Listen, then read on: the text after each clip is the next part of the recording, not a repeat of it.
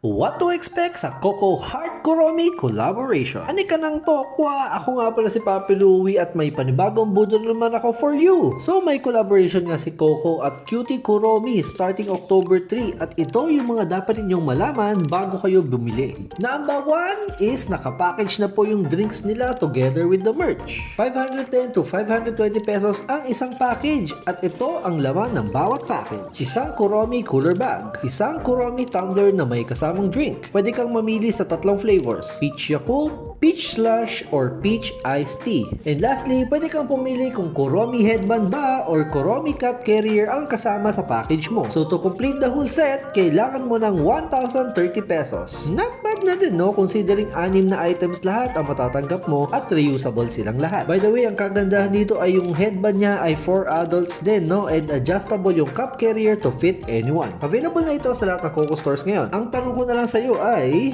kukuha ka ba? Anik ka ng tokwa.